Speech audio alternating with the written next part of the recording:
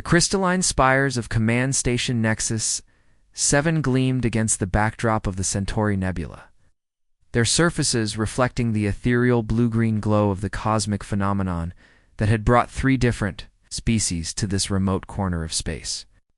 Commander Zara'thul Vex stood at the observation deck, her imposing 7-foot frame radiating the natural authority that came with being born into the Keth'mori warrior caste. Her obsidian exoskeleton caught the nebula's light, creating an intimidating silhouette that had made countless subordinates across the galaxy snap to attention. 6 arms moved with practiced precision as she reviewed tactical displays, her secondary pair of hands never ceasing their work on subsidiary systems, while her primary arms gestured at holographic projections. The 4 eyes positioned at strategic points around her elongated skull allowed her to monitor multiple data streams simultaneously, a evolutionary advantage that had made the Keth'mori natural fleet commanders. Before we jump back in, tell us where you're tuning in from, and if this story touches you, make sure you're subscribed because tomorrow I've saved something extra special for you.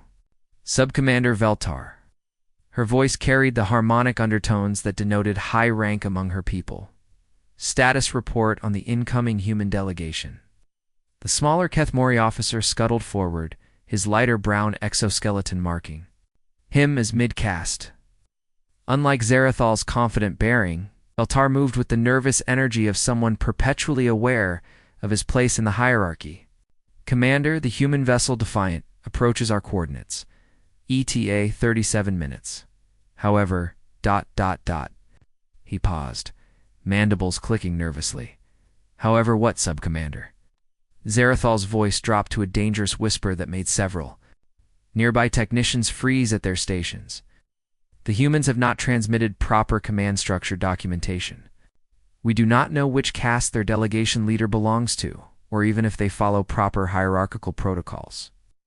Zara'thul's 4 eyes blinked in sequence, a sign of deep thought among her species. The Keth'mori had spent millennia perfecting their rigid command structure. Every individual knew their place from birth, understood their role in the greater organism of society. It was this perfect order that had allowed them to build an empire spanning 47 star systems. Impossible, she declared, her secondary arms continuing to work while her primary ones clasped behind her back. All sentient species develop hierarchical structures. It is the natural order of civilization. The humans may simply use different terminology. The truth was, Zara'thul had risen through the ranks faster than any Keth'mori in recorded history.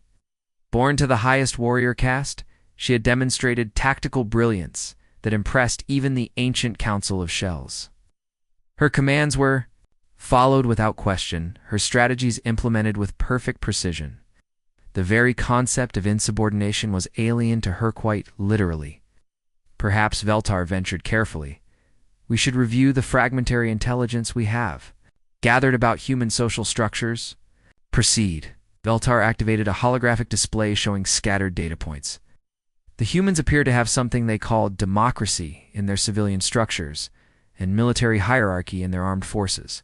However, the reports are inconsistent. Preparing and narrating this story took us a lot of time, so if you are enjoying it, like this video, it means a lot to us. Now back to the story. Zara'thul examined the data with growing confusion. According to the intelligence, humans seem to have multiple, sometimes contradictory command structures. Civilian leaders who could override military commanders, military officers who could ignore civilian authorities under certain circumstances. Most baffling of all, individual humans who seem to act independently of any clear chain of command. Makes no sense, she muttered, her mandibles clicking in frustration. How does their society function? How do they coordinate fleet movements? How do they maintain order? Unknown, Commander. The few contact reports we have suggest that humans can be unpredictable. Zara'thul dismissed the concern with a wave of her primary right arm. Once they see a proper command structure in action, they will adapt. All species do. The natural order asserts itself. The COM system chimed with an incoming transmission. Commander, came the voice of the communications officer. The human vessel is requesting permission to dock. They are transmitting their delegation roster. Display it. The holographic projector showed a list of names with accompanying titles. That made Zara'thul's exoskeleton darken with confusion. Captain Jake Mortson, UEF Navy. Dr. Sarah Chen, xenobiologist. Engineer First Class Maria Santos. Diplomat Thomas Wright. Sergeant Michael O'Brien, UEF Marines. Where is their fleet commander? Zara'thul demanded. Where is their designated leader? Veltar consulted his datapad, mandibles clicking rapidly. The captain's rank suggests naval command, but only of a single vessel. The diplomat might be their negotiation specialist. The doctor appears to be a researcher caste. The engineer and sergeant are clearly support personnel. Grant them docking permission, Zara'thul decided. I will meet with their captain first, as is proper protocol. Once we establish the hierarchy, everything else will fall into place. Zara'thul didn't understand what none of the Keth'mori could comprehend, was that she was about to encounter a species that had built their entire civilization on the radical concept that authority must be earned, not inherited. That competence mattered more than birth caste. That sometimes the best ideas came from the lowest-ranking person in the room. The docking bay resonated with the deep thrums of the station's gravitational systems as the human vessel settled into its berth. Zara'thul had arranged herself at the center of a formal reception formation, herself at the apex, flanked by subordinates in descending order of rank and caste. It was a display designed to immediately communicate the proper order of things to the human delegation. The airlock cycled open, and the humans emerged. The first thing that struck Zara'thul was their uniformity of size. Where Keth'mori varied, dramatically based on caste warriors towering over workers.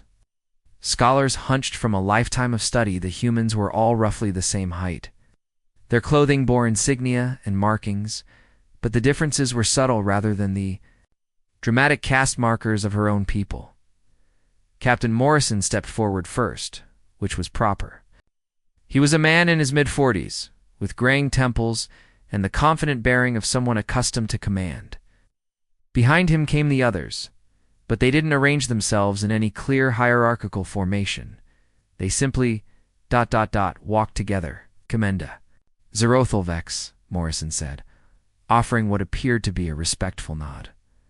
Thank you for hosting this meeting. I'm Captain Jake Morrison of the UEF Defiant. Zara'thul returned the gesture, though her secondary arms moved in the formal acknowledgement. Patterns of her people. Captain Morrison, I welcome you to Command Station Nexus-7. I trust your journey was without incident, smooth sailing, thanks to your excellent navigation data. Morrison gestured to his companions. Allow me to introduce my team. Dr. Sarah Chen, our xenobiology specialist. She'll be handling the scientific aspects of our potential collaboration. Dr. Chen stepped forward, waited to be presented. Zara'thul noted with surprise. The human female was younger than Morrison, with sharp, intelligent eyes and the kind of confident bearing that among the Keth'mori would indicate high caste. Yet her military insignia suggested she was a civilian consultant. Commander Vex, Dr. Chen said, and Zara'thul was startled to hear her speak directly rather than through Morrison.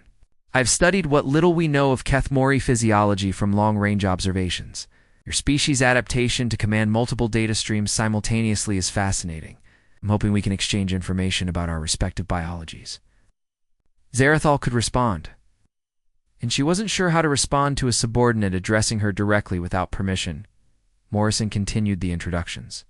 Engineer First Class Maria Santos, Morrison said, indicating a compact woman whose hands bore the calluses of someone who worked with tools. She's our technical specialist.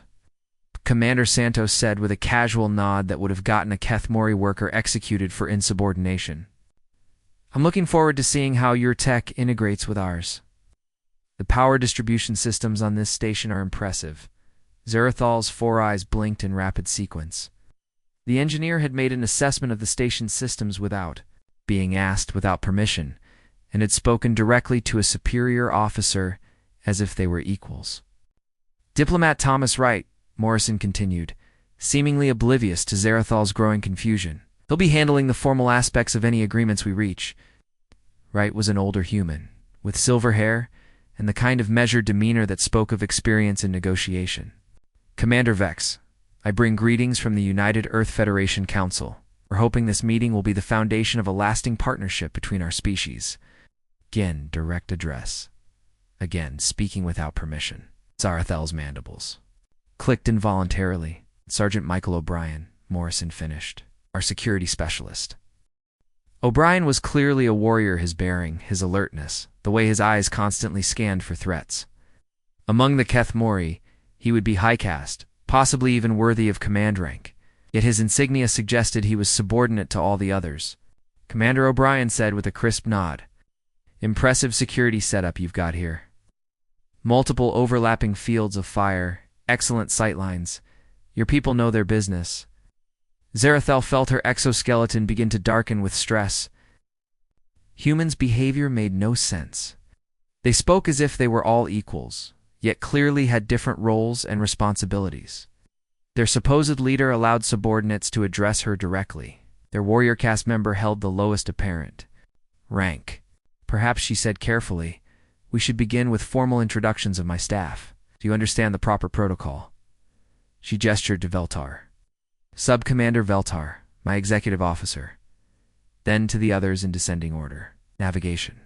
Caste Leader Morden, Engineering Caste Supervisor Klexty, Communications Specialist Yarboth.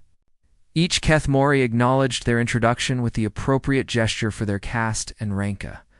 Complex system of arm movements and mandible positions that immediately communicated their place in the hierarchy. The humans watched with interest. But Zara'thul noticed they didn't mirror the gestures or show any sign of understanding the significance of the display. "Fascinating," Dr. Chen said, once again speaking without permission. "The physical caste markers are more pronounced than our preliminary observations suggested. The difference in exoskeleton coloration alone suggests a genetic component too. Your social stratification." Zara'thul's primary arms clenched into fists. Not only had the humans spoken without permission, she had made an analysis of Keth'mori society as if she were studying insects. Dr. Chen Morrison said mildly, "Perhaps we should save the detailed observations for the formal sessions." "Right, sorry," Chen said with a casual shrug. "I get excited about new data." Morrison had corrected his subordinate, but not in any way Zara'thul recognized as proper discipline. There was no punishment, no formal censure, no reminder of proper hierarchy. Just a gentle suggestion that the subordinate acknowledged and dismissed with equal casualness. "Shall we proceed to the conference room?" Zara'thul suggested, hoping that a formal setting would help establish proper protocols. "Lead the way, Commander," Morrison replied. As they walked through the corridors of the station, Zara'thul became increasingly aware of how the humans moved. They didn't maintain formation. They didn't observe proper spacing based on rank. Dr. Chen fell into step beside Morrison, chatting about the station's architecture as if she were his equal. Santos pointed out technical details to Wright, listened with genuine interest, despite the fact that engineering matters were clearly beneath his diplomatic role. Most disturbing of all, Sergeant O'Brien walked behind them, but his eyes were constantly moving, assessing, planning. It was the behavior of a bodyguard, which implied that he saw Morrison as needing protection. Among the Keth'mori, such an attitude would suggest either cowardice on the part of the leader or dangerous ambition from the subordinate. The conference room was arranged in the traditional Keth'mori style, a central seat for the highest ranking individual, with others arranged in descending hierarchy. Zara'thul took her proper place at the head of the table. With Veltar to her right and the other Keth'mori, ranged by rank, the humans entered and promptly ignored the careful seating arrangement. Morrison took a seat across from Zara'thul, which was appropriate. But then Dr. Chen sat beside him, rather than in a subordinate position. Santos and Wright took seats seemingly at random, while O'Brien remained standing near the door, a position that would allow him to cover the room but showed shocking disregard.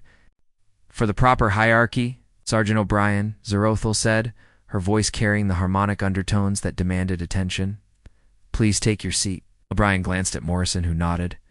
Only then did the sergeant move to sit, and he chose a position that kept his back to a wall rather than the seat appropriate to his apparent rank.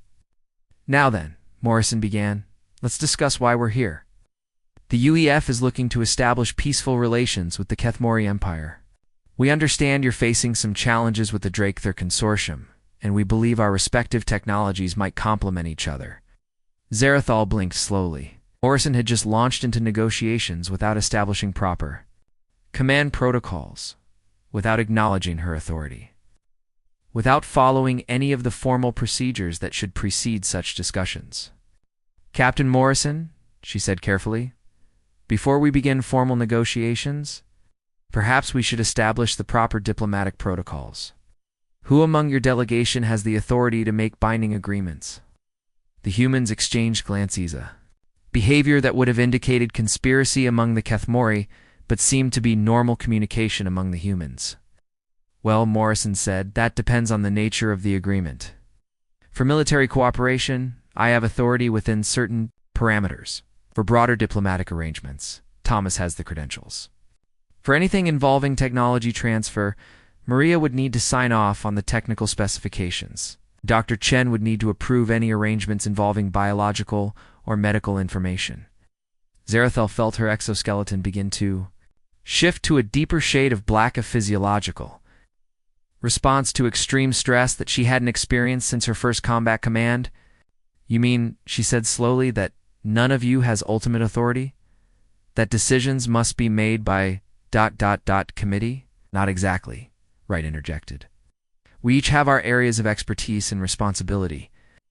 But for something as significant as a formal alliance, we'd need approval from the Federation Council.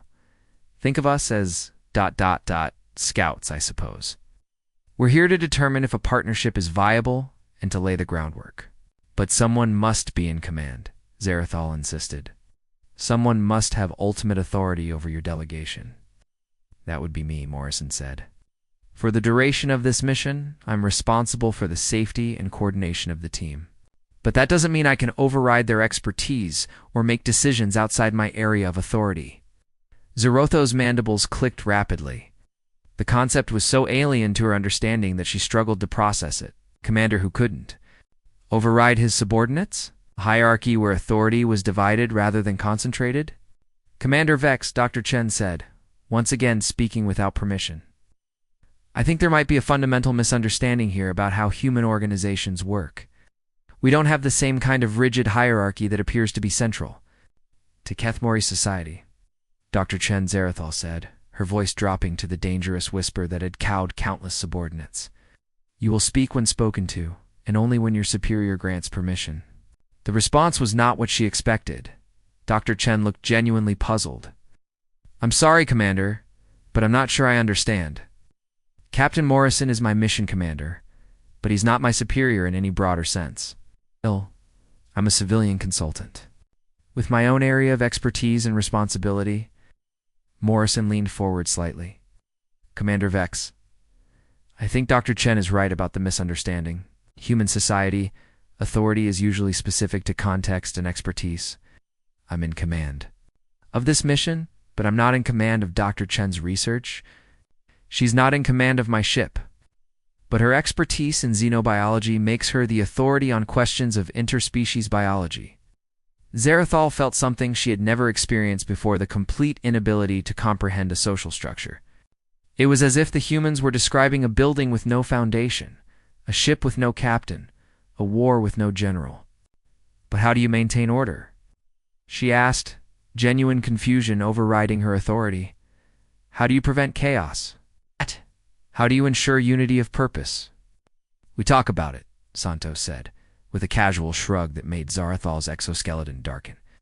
Further, we discuss the situation, share our expertise, and come to a consensus about the best course of action. And if you disagree, then we keep talking until we find a solution everyone can live with, Wright added. Or until circumstances force a decision, in which case the person with the most relevant authority makes the call. Zara'thul was quiet. For a long moment, her four eyes blinking in sequence as she tried to process what she was hearing. The humans seemed to operate on principles that were the exact opposite of everything she understood about civilization, command, and order. I think, she said finally, we need to postpone formal negotiations until I can better understand your social structure. Sub-Commander Veltar will escort you to your quarters. You'll reconvene tomorrow, as the humans filed out, chatting among themselves with casual familiarity. Zara'thul remained seated, her mind reeling. How could a species function without proper hierarchy? How could they coordinate complex operations without absolute authority? How could they maintain discipline without rigid command structures? Most disturbing of all, how could they seem so confident, so successful, so unified? While operating in complete defiance of everything she believed about the natural order, Veltar approached cautiously. "Commander, shall I prepare a report for the High Command?" "No," Zara'thul said quietly. "Not yet. First I need to understand what we're dealing with. These humans, ... They may be more complex than we assumed." As night cycle fell over the station, Zara'thul found herself staring out at the nebula, her mind churning with questions that had no easy answers. For the first time in her military career, she was facing a challenge that couldn't be solved through superior firepower or flawless execution of orders. She was facing a species that might just rewrite everything she thought she knew about command, authority, and the very nature of civilization itself. The real test, she realized, was yet to come. The morning cycle on Command Station Nexus-7 began with what Zara'thul had hoped would be a demonstration of proper Keth'mori efficiency. She had arranged for the human delegation to observe the daily operations, briefing a precisely choreographed display of hierarchical reporting that had been perfected over centuries of military tradition. At exactly 0700 hours, her staff assembled in the operations center. Each officer took their designated position based on rank and function, creating a visual representation of the command structure that left no doubt about who reported to whom. The briefing proceeded with clockwork precision. Each department had delivered their report in order of precedence, using the formal language protocols appropriate to their caste, and awaited explicit permission before proceeding to the next topic. Zara'thul watched the humans' faces as communications specialist. Yarboth delivered his report on overnight message traffic. The junior officer's three arms moved in the prescribed patterns while he spoke, his voice carrying the submissive harmonics appropriate to his station. When he finished, he froze in the position of awaiting orders, a stance that would be maintained until Zara'thul either dismissed him or gave further instructions. "Questions?" she asked the human delegation. Confident that they would finally understand the beauty of a properly ordered system, Dr. Chen raised her hand, an odd gesture that seemed to request permission to speak, though she had shown no such deference the previous day. "Commander, does Specialist Yarboth always maintain that physical position while waiting for orders? The metabolic cost of that posture must be significant over extended periods." Zara'thul blinked in confusion. Of all the aspects of the briefing to focus on, the human scientist had chosen to question basic protocol. "The position demonstrates readiness to serve and respect for authority," she explained. "It is proper." "But inefficient," Santos interjected, apparently feeling no need to ask permission. "If he's going to be standing there for an extended period, why not allow him to adopt a more comfortable stance? It would conserve energy and probably improve his alertness." Because, Zara'thul said with strained patience, the position itself communicates vital information about the command structure. Every individual present understands their place in the hierarchy by observing proper protocols. Morrison studied the frozen communications officer with what appeared to be concern rather than admiration. How long will he maintain that position? Until dismissed or given further orders? And if the briefing runs long? If there's an emergency that requires your attention elsewhere? Zara'thul's mandibles clicked in confusion. "He will maintain position. It is his duty." Wright leaned forward slightly. "Commander, in human organizations, we typically dismiss someone once their immediate contribution was complete. Keeping them waiting serves no practical purpose and wastes human resources. It is not dismissed because he may be needed for clarification or follow-up questions," Zara'thul explained, though she was beginning to feel that explaining the obvious was somehow undermining her authority. "But if you need clarification, couldn't you just call him back?" Chen asked. "Or better yet, couldn't he be given permission to remain available, while assuming a more comfortable position?" The questions were making Zara'thul increasingly uncomfortable. The humans were analyzing her perfectly ordered system and finding inefficiencies. The concept was alien to her. The system worked. It had worked for millennia. How could efficiency be improved upon perfection? She decided to demonstrate the system's effectiveness by moving to the next phase of the briefing. Navigation Caste Leader Morden, your report. Morden, a compact Keth'mori with the slightly enlarged cranium typical of the navigation caste, began his detailed analysis of traffic patterns around the station. His report was comprehensive. It's delivered in the precise technical language of his specialization. It included recommendations for minor adjustments to approach vectors. When he finished, he too assumed the position of awaiting orders. An excellent report, Zara'thul announced. Recommendations approved. Implement the suggested changes. Yes, Commander Morden replied, but remained frozen in position. That's it? Morrison asked. The report is complete. The orders have been given. He had recommendations. Didn't you want to discuss them? Ask questions about implementation challenges? Get input from other departments about how the changes might affect their operations? Zara'thul stared at the human captain. Why would I question his recommendations? He is a navigation caste leader. Navigation is his area of expertise. I am not qualified to second-guess his professional judgment. Right, but what about the engineering implications? Santos asked. Changes to approach vectors might affect power distribution to the guidance systems. And what about communications? Different. Traffic patterns could impact signal routing. Those officers will adapt their operations to support the navigation changes, Zara'thul said. That is their function. Without being consulted? Wright asked. Without being given the opportunity to identify potential problems before implementation? Felt her exoskeleton beginning to darken. The navigation caste leader would not make recommendations that would cause problems for other departments. Understands the implications of his proposals. But he's not an engineer, Santos pointed out. He might not be aware of technical limitations or maintenance requirements that could affect his navigation changes. And he's not a communications specialist, Yarboth added, then froze in horror as he realized he had spoken without permission. The operations center fell silent. Every Keth'mori present turned to stare at the communications officer, who had committed a breach of protocol so severe that it bordered on mutiny. His exoskeleton began shifting to the pale gray of terror as he realized the magnitude of his transgression. Zara'thul felt her world tilt. A subordinate had spoken without permission, had offered an opinion without being asked. It implied criticism of another department head's recommendations.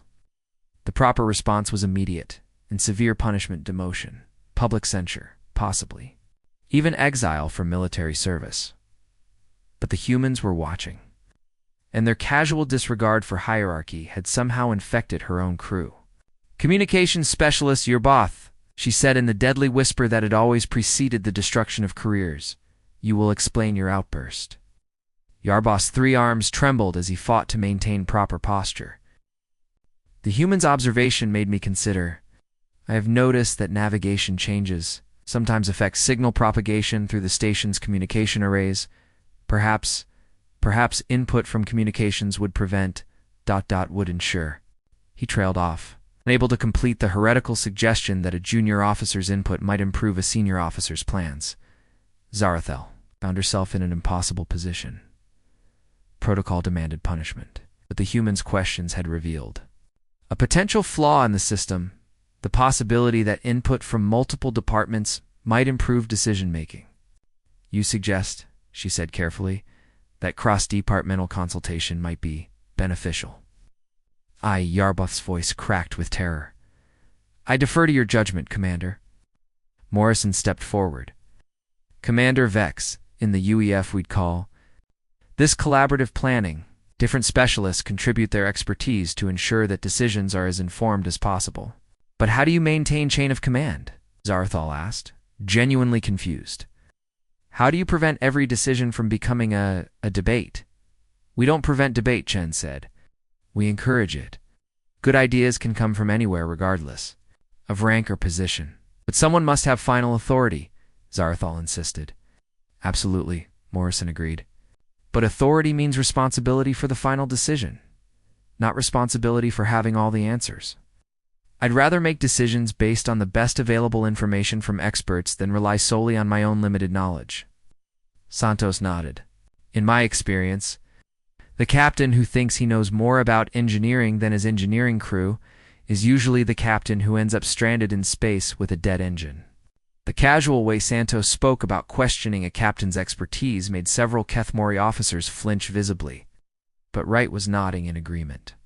The same principle applies in diplomacy, he said. Negotiator who doesn't consult with technical experts about the feasibility of proposals is likely to make commitments that can't be kept. Zara'thul looked around the operations center, seeing her perfectly ordered system with new eyes. Yarboth was still frozen in the position of awaiting punishment. Morden remained locked in his report stance. The other officers maintained their assigned positions, creating a tableau of rigid hierarchy that suddenly seemed less like perfect order and more like ... waste. Navigation Caste Leader Morden, she said slowly, your proposed changes to approach vectors. Are you certain they will not interfere with communication systems? Morden's eyes blinked rapidly. Commander, I calculated for standard interference patterns, but I did not specifically consult with communications regarding their array configurations. An engineering caste supervisor Clexty, she continued, turning to the engineering officer. Would the proposed navigation changes require adjustments to power distribution? Clexty's exoskeleton shifted to a nervous brown. Commander, I would. Need to review the specific vector changes to determine power requirements. The modifications might require ... consultation. The word consultation hung in the air like a foreign concept that had somehow infiltrated a Keth'mori briefing. Zara'thul realized she was at a crossroads. She could restore order by punishing Yarboth's breach of protocol and implementing Morden's recommendations. Without further discussion, she could do something that went against centuries of Keth'mori tradition. Very well, she said, her voice carrying an uncertainty that her officers had never heard before. Communications Specialist Yarboth, Engineering Caste Supervisor Clexty. You will review Navigation Caste Leader Morden's proposals and provide feedback on potential conflicts or requirements. The silence that followed was deafening. She had just ordered junior officers to review and potentially critique a senior officer's recommendations. She had legitimized questioning authority. She had introduced collaborative decision-making to a briefing that had followed the same format for generations. Should we... Should we schedule a follow-up meeting to discuss our findings? Clexty asked hesitantly. Tomorrow, Zara'thul decided. 0800 hours. All department heads will present their analysis of the proposed changes. As she dismissed the briefing, Zara'thul noticed that the humans were watching her with what appeared to be approval. More disturbing, her own officers seemed relieved, as if the rigid protocols had been as constraining for them as they were traditional. Interesting approach, Commander Morrison said as they left the operations center. Collaborative planning can take longer initially, but it usually results in better outcomes. We shall see, Zara'thul replied, though privately she was wondering what she had unleashed. The true test came 6 hours later. When the station's proximity alarms began screaming, Zara'thul rushed to the command center to find her night shift crew in controlled chaos. Multiple contacts were approaching the station Zara'thul raiders, moving fast in an attack formation. Subcommander Veltar, report. She barked as she took her position at the central command station. 15 Zara'thul light cruisers, approaching in a spiral pattern designed to overwhelm our defensive grid, Veltar replied crisply. Estimated time to weapons range? 12 minutes. Zara'thul's training took over. All stations to combat alert. Defensive positions. Prepare to engage. But as she began issuing orders, she became aware that the human delegation had arrived in the command center. Morrison was studying the tactical displays with professional interest, while Santos was examining the engineering readouts with obvious concern. Commander, Morrison said, approaching her command station, request permission to assist in the defense. Assistance? Zara'thul's attention was split between Morrison and the approaching threats. Your ship is a science vessel, not a warship. True, but we've had some experience with Zara'thul tactics. Dr. Chen has been studying their communication protocols. I've isolated their command frequencies, Chen announced from a nearby console where she had somehow gained access to the station's sensor data. Their formation pattern suggests they're planning a coordinated alpha strike on your main power grid. Zara'thul felt her world shifting again. Humans weren't asking for orders or waiting for permission. They were simply ... helping. Santos was already at an engineering station, her fingers flying over controls as she optimized power distribution. Wright was coordinating with the communications officer to prepare diplomatic channels in case negotiation became possible. O'Brien was reviewing security protocols with her tactical officer. Commander Santos called out, "Your power grid can handle the Alpha strike, but there's a vulnerability in backup systems. If I reroute power through the secondary conduits, we can maintain defensive capability even if they take out the main generators." "Do it," Zara'thul ordered without thinking, then realized she had just given authorization to a human to modify her station's critical systems. 8 minutes to weapons range, Veltar reported. "Shall I prepare the standard defensive formation?" Zara'thul hesitated. Standard doctrine called for a predetermined response based on enemy numbers and approach vectors. But the humans were demonstrating a different approach, adaptive, collaborative, drawing on multiple sources of expertise. "Dr. Chen," she said, surprising herself, "what do you recommend based on their communication patterns?" Chen looked up from her analysis. "They're expecting standard Keth'mori defensive tactics. Their formation is specifically designed to counter your typical response. But if you could delay engagement by 2 minutes and shift your defensive grid 15 degrees counterclockwise, their formation would become vulnerable to crossfire." "Navigation," Zara'thul called out, then paused. "Navigation caste leader Morden, is such a shift feasible?" "Yes, Commander, but it would require ... He hesitated, glancing at the humans. "It would require coordination with engineering and communications to maintain targeting solutions." "Then coordinate," Zara'thul ordered. "All departments, implement Dr. Chen's tactical modification." What followed was unlike any battle Zara'thul had ever commanded.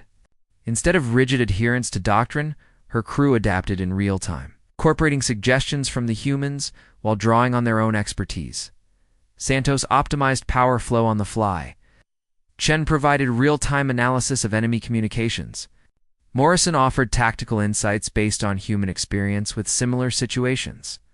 Most remarkably, her own officers began making suggestions without being asked.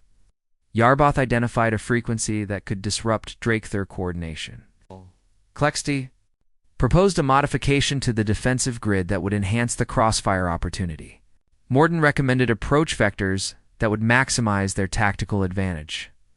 When the Zara'thul reached weapons range, they found themselves facing not the predictable Keth'mori response they had planned for, but an adaptive defense that seemed to anticipate their every move.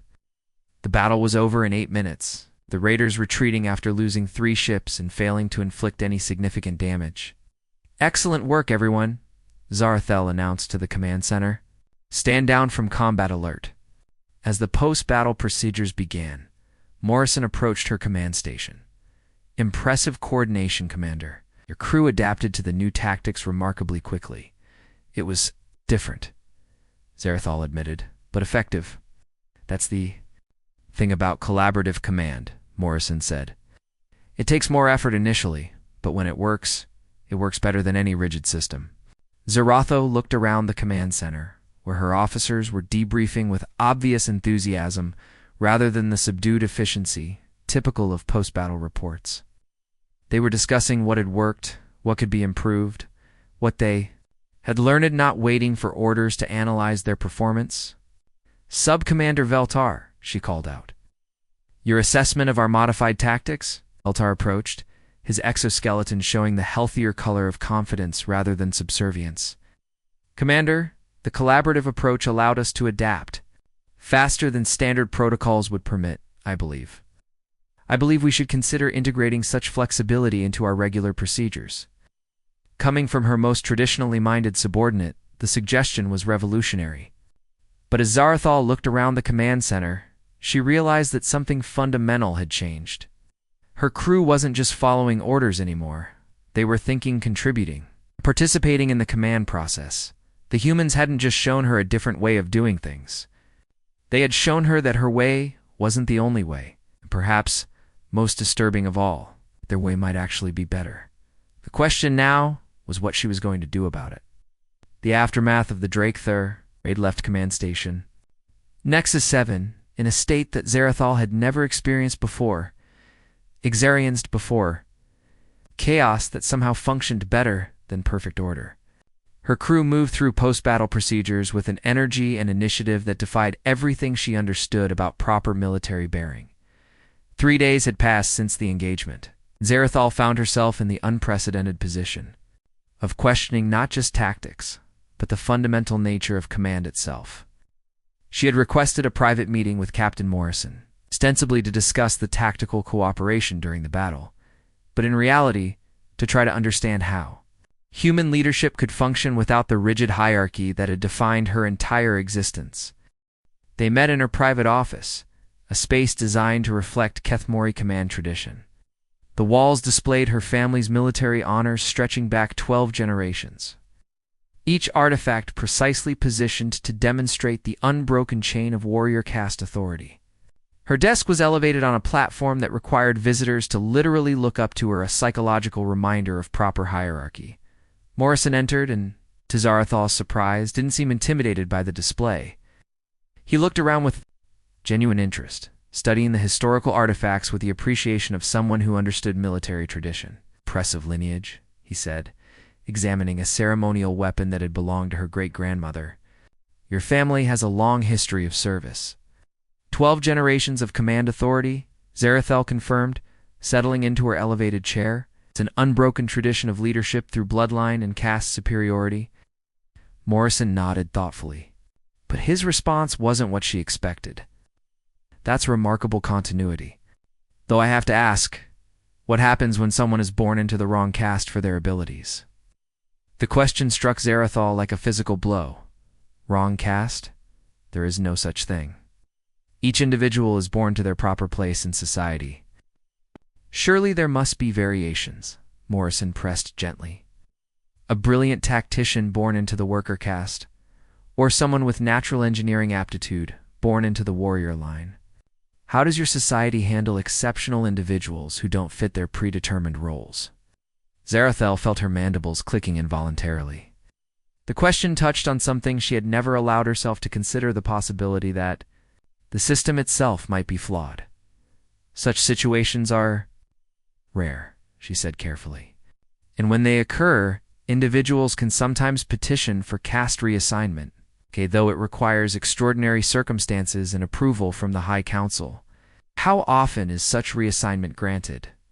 Zara'thul's silence stretched long enough to be an answer in itself.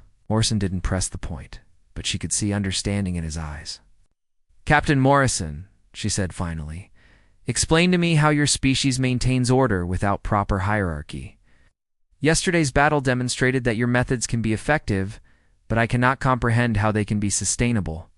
Morrison leaned back in his chair, and Zara'thul noticed that he somehow managed to maintain dignity despite sitting below her elevated position. It was as if the physical hierarchy meant nothing to him. We do have hierarchy, he said, but it's based on responsibility and expertise rather than birth. I'm in command of this mission because I have the training and experience to coordinate our team effectively. But that doesn't make me superior to Dr. Chen in matters of science, or to Santos in engineering. But how do you resolve conflicts? What happens when experts disagree? Morrison smiled. Then we have what humans call a heated discussion. Sometimes it gets loud. Sometimes people get frustrated. But ultimately, we work through the disagreement because everyone's goal is the same mission success. And if consensus cannot be reached, then I make the decision, and everyone follows it, even if they disagree. That's what command responsibility means, not always being right, but being willing to accept the consequences of your choices. Zara'thul considered this carefully. You risk insubordination. You risk chaos. We risk something else entirely, Morrison said quietly. We risk being wrong, But we also create the possibility of being more right than any single individual could be alone. A soft chime indicated an incoming communication.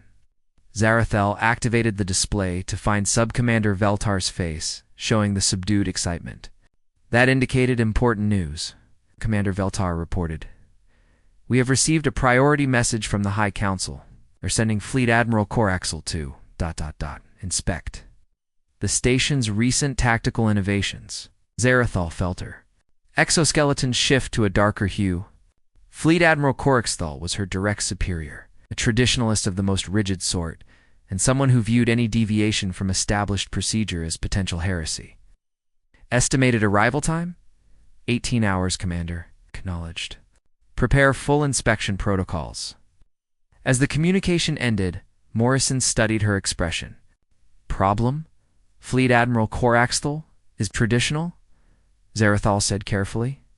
He will not approve of the collaborative methods we employed during the battle. You may view them as a breakdown of proper command authority. Will you be in trouble? Zara'thul. Her eyes blinked in sequence. The honest answer was yes. She could face demotion, reassignment, or worse. But admitting that would mean acknowledging that the Keth'mori system punished effectiveness in favor of conformity. Perhaps, she said finally. Captain Morrison, I must ask a favor. When the Fleet Admiral arrives, could your delegation minimize ... discussion of collaborative tactics? Morrison's expression grew serious. What, Commander? Are you asking us to lie about what happened? Not lie, simply. Not volunteer information about deviations from standard Keth'mori procedure. They're asks directly. Zara'thul felt trapped between her loyalty to the system that had raised her and her growing recognition that the system might be fundamentally flawed. I am not certain. Morrison stood up, and despite the elevation of her chair, he somehow managed to meet her eyes as equals. Commander Vex, can I tell you something about human military tradition? Proceed. We have a concept called moral courage. It means standing up for what's right, even when it's difficult or dangerous. Sometimes especially when it's dangerous. And you believe collaborative command is ... morally correct? I believe that any system that punishes success is morally questionable, Morrison said firmly. Your crew performed brilliantly yesterday. They adapted, they innovated, they exceeded their normal capabilities. If your superior wants to punish that, then maybe the problem isn't with your crew. Zara'thul stared at him, feeling something shift deep in her understanding. You would risk your career for a principle? I have risked my career for principles, Morrison replied. More than once. That's what leadership means, taking responsibility. Not just for following orders, but for doing what's right. Before Zara'thul could respond, another alert chimed. This time, it was Dr. Chen's voice over the communications system. Commander Vex, Captain Morrison, we have a situation in engineering. Could you both come down here immediately? They found the engineering section in organized chaos. Dr. Chen and Santos were working frantically at a bank of controls, while Klexti and several other Keth'mori engineers watched with expressions of fascination and horror. What's the situation? Morrison asked. Remember how we rerouted power during the battle? Santos called out without looking up from her work. Well, it turns out the modification accidentally created a resonance cascade in the station's primary power matrix. The good news is that we've increased overall efficiency by 30%. The bad news is that we can't figure out how to replicate it intentionally.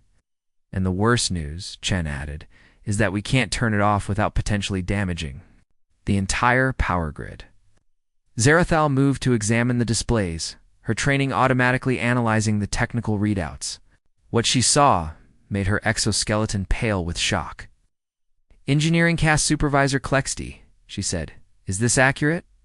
Have we actually improved the station's power efficiency by 30%? Yes, Commander, Klexti replied, his voice filled with wonder. The human modifications created harmonic resonances in our power conduits that our designers never considered. The efficiency gains are ... unprecedented. But we don't understand why it works, Santos admitted. The interaction between human and Keth'mori technology is creating effects that neither of our species anticipated. Dr. Chen looked up from her analysis. Commander, I think we're seeing something revolutionary here. True technological integration between our species.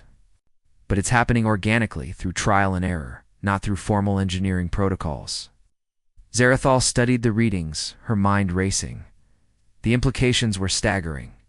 If human Keth'mori technological collaboration could produce such dramatic improvements, suggested that their species were naturally compatible in ways that formal diplomatic channels had never explored. The question is, Morrison said, what do we do with this discovery? Standard protocol would be to shut down the modifications and file a formal report with the Engineering Council. Klexty said automatically, then paused. Though, shutting down a 30% efficiency improvement seems, wasteful. No more than wasteful, Santos added. It could be dangerous. The cascade is stable now, but forcibly reversing it could cause feedback that damages the entire station. Zara'thul found herself facing another impossible choice. Report the unauthorized modifications and face discipline, or continue operating outside established protocols with potentially revolutionary results. Fleet Admiral Coraxtel arrives in 17 hours, she said slowly. You will expect to find the station operating according to standard specifications, or, Dr. Chen suggested. He could find the station operating at unprecedented efficiency levels, thanks to innovative collaboration between allied species.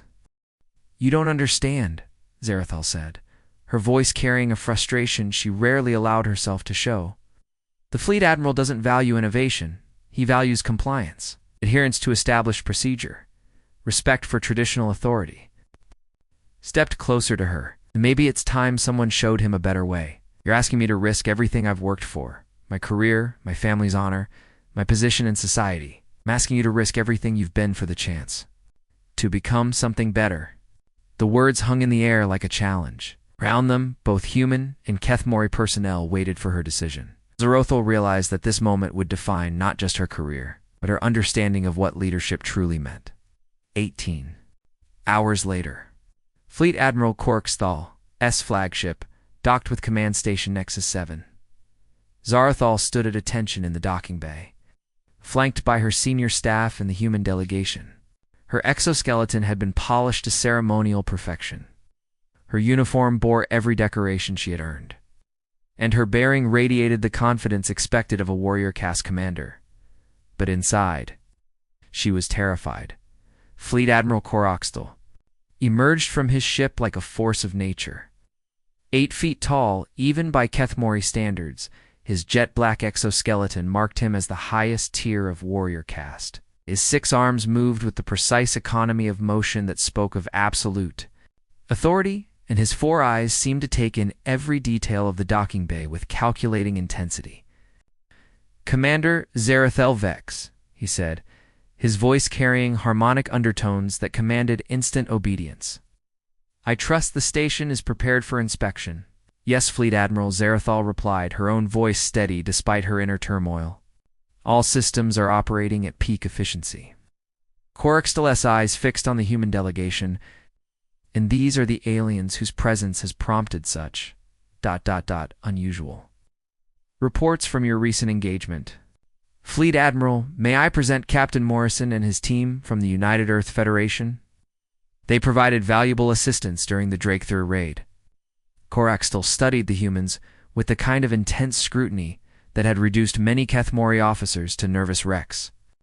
But Morrison simply stood at respectful attention, meeting the Admiral's gaze without flinching. Captain Morrison, Coraxtel said finally, I have read the tactical reports from your recent engagement. They describe unconventional methods. Admiral Morrison replied, we simply applied our respective expertise to a common problem. The results speak for themselves. Indeed they do. Shall we proceed with the inspection? The tour of the station began conventionally enough. Coraxtel reviewed standard systems with the methodical precision of someone who had conducted countless such inspections. But Zara'thul could sense his growing awareness that something was different. When they reached the engineering section, the moment of truth arrived. Engineering efficiency appears elevated, Coraxtel observed, studying the displays with professional interest. This represents a significant improvement over baseline specifications. Zara'thul felt her career balanced on a knife's edge. Yes, Fleet Admiral, we have experienced ... modifications. It's a standard operating procedures. Explain. This was it. It's a moment where she would either vindicate her new understanding of command or destroy everything she had built. Fleet Admiral, during the recent engagement, we implemented collaborative tactical modifications that resulted in both defensive success and unexpected engineering improvements. Human Keth'mori cooperation produced results that neither species could have achieved independently. Coraxel turned his full attention to her, his four eyes blinking in the pattern that indicated intense focus. Authorized deviation from established protocols. I authorized adaptation to circumstances using all available expertise to achieve mission success, including expertise from alien sources, including expertise from allied sources whose knowledge complemented our own capabilities. The silence stretched for what felt like hours. Around them, both human and Keth'mori personnel waited for the Admiral's judgment. Engineering Caste Supervisor Clexty, Coraxel said suddenly. Your assessment of these modifications? Clexty's exoskeleton showed the pale hue of terror, but his voice was steady. Fleet Admiral, the modifications have improved station efficiency by 30%, while reducing maintenance requirements by 15%. The collaborative approach allowed us to identify and resolve engineering challenges that standard protocols had not addressed. And you, Communications Specialist Yarboth? Your evaluation? Yarboth's 3 arms trembled slightly, but he maintained proper posture. Fleet Admiral, the integration of human analytical methods with our communication systems improved threat assessment capabilities significantly. The collaborative approach provided tactical advantages that standard procedures could not match. One by one, Coraxel questioned her officers, and one by one, they supported the collaborative methods that had seemed so revolutionary just days. Before finally, the Admiral turned to Dr. Chen. Human scientist, explain your role in these modifications. Chen stepped forward with the same confidence she had shown from the beginning. Fleet Admiral, we provided alternative perspectives on problems that your crews had been solving the same way for generations. Sometimes an outside viewpoint can reveal possibilities that familiarity obscures. And you believe your methods are superior to established Keth'mori procedures? I believe that combining the best aspects of different approaches often produces results superior to any single method, Chen replied diplomatically. Coraxel considered this for a long moment. When he spoke again, his voice carried a thoughtfulness that Zara'thul had never heard from him before. Commander Vex, you have taken significant risks with this approach. Deviation from established protocol can result in court-martial and exile. Yes, Fleet Admiral, however, he continued. The results speak for themselves. A successful defense against superior numbers improved station efficiency and enhanced capabilities through allied cooperation. He paused, his eyes focusing on something beyond the immediate situation. Perhaps it is time the Keth'mori Empire considered whether our traditional methods are serving us as well as they once did. Zara'thul felt her world shift again, but this time in a direction she hadn't expected. Fleet Admiral, Commander, you will prepare a full report on these collaborative methods. I want detailed analysis of their implementation, their results, and their potential for broader application. He turned to address the entire group. It appears that we may have much to learn from our human allies about the nature of effective command. 3 months later, Zara'thul stood before the Keth'mori High Council, presenting the findings that would revolutionize her species' approach to leadership and cooperation. The report documented not just the tactical and engineering successes of human Keth'mori collaboration, but the fundamental shift in thinking that such cooperation required. The old ways hadn't been abandoned. Entirely hierarchy and structure still had their place. But now they were balanced with flexibility, consultation, and the recognition that good ideas could come from anywhere, regardless of caste or species. Morrison and his team had returned to Earth, but their impact lingered in the transformed relationships between Keth'mori officers and their subordinates. Questions were encouraged. Initiative was rewarded. Collaboration had become not just acceptable, but expected. As Zara'thul concluded her presentation to the High Council, she reflected on how much had changed since that first confused encounter with human leadership philosophy. She was still a commander, still responsible for difficult decisions and their consequences. But now she understood that true command wasn't about enforcing obedience, it was about enabling others. To achieve their best, the humans had taught her something. Revolutionary. That I'm the commander here didn't have to mean I have all the answers. Sometimes it meant I'm responsible for finding the best answers wherever they come from. And in that simple shift of perspective, both species had found something neither had possessed alone: the strength that comes from unity without uniformity, order without oppression, and leadership that serves rather than simply commands. The galaxy, Zara'thul realized, was about to become a very different place. And for the first time in her career, she was genuinely excited to see what they could build together.